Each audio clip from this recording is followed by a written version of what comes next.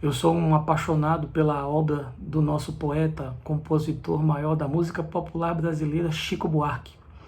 Ele fez aquela canção Construção, que faz parte de um pacote de músicas com forte denúncia de questões sociais, sobretudo ali na época da ditadura militar. E essa canção retrata o cotidiano do brasileiro pobre, do trabalhador que sai de casa para ir para a construção sem dinheiro, sem sonhos, sem objetivos, sem esperança.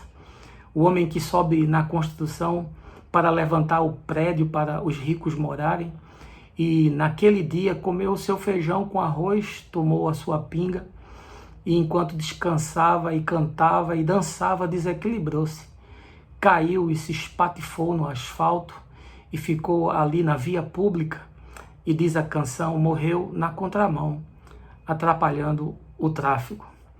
Eu estou chocado com o que aconteceu aqui na cidade de Olinda na última sexta-feira, dia 24 de abril de 2020.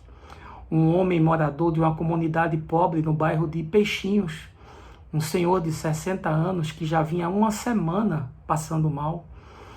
A situação se agravou, os familiares e os amigos o colocaram num carro de mão e o levaram até a avenida principal, a Presidente Kennedy, para que o SAMU pudesse recolhê-lo ao hospital, porque para entrar na favela ficava mais difícil.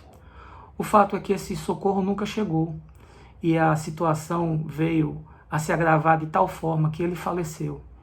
Com receio de levá-lo de volta para a residência, os familiares e os amigos deixaram ali, exposto na via pública, debaixo do sol, esperando a ambulância, que demorou horas até que o corpo fosse recolhido para o Instituto de Medicina Legal.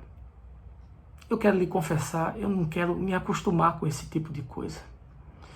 Eu quero lhe confessar, eu não quero ler isso como uma estatística. Eu quero lhe confessar que eu não quero me tornar essa pessoa que olha para a morte do outro como se nada fosse. Eu quero lhe confessar que isso não é uma coisa normal, que a nossa sociedade está profundamente doente e que essa pandemia vem como um corante revelar as desigualdades extremas, os abismos, as fossas que nós temos no nosso país. Deus não tem prazer na morte de um ser humano nessas condições.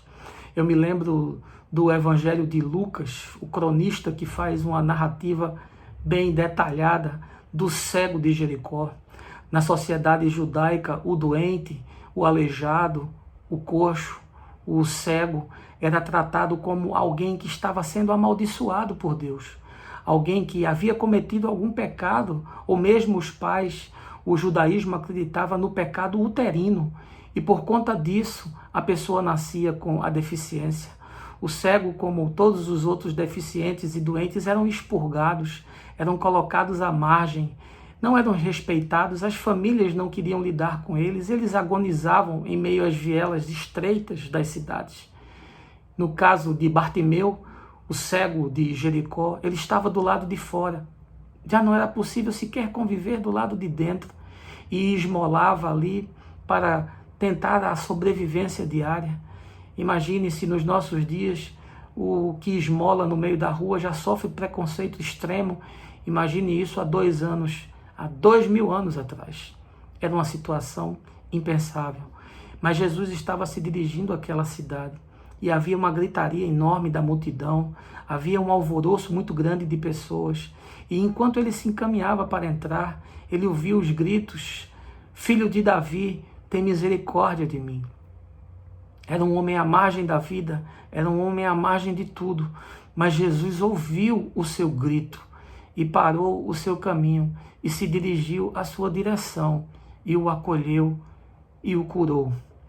Não, eu não quero viver num tempo onde as pessoas são apenas tratadas como números, porque Deus não nos trata como números, porque para Deus cada vida é importante, porque cada ser humano tem a sua singularidade, porque ninguém é igual a ninguém e todos foram criados por amor e todos foram criados para terem propósitos nas suas existências.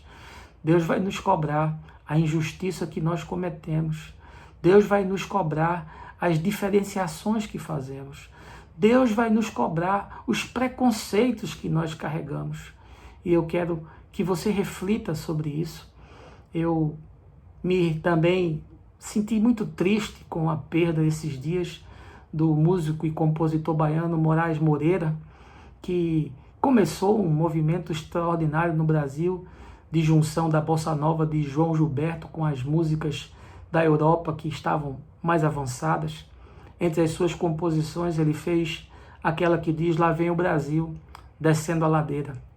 Falava da mulata que vinha às 5 da manhã, descendo a ladeira do morro para cair na lida, e ele que estava embaixo, depois de uma noitada com os amigos, olhou para aquela cena e disse: "Lá vem o Brasil, descendo a ladeira". Em dias de pandemia, quando nós vemos um indivíduo sendo carregado num carro de mão e deixado numa via expressa, morto para ser recolhido, eu só me lembro disso. Lá vem o Brasil, descendo a ladeira. Vamos conversando por aqui, vamos trocando ideia de encontro em encontro. A mente abre, o coração expande, o mais eu vou te falando no caminho.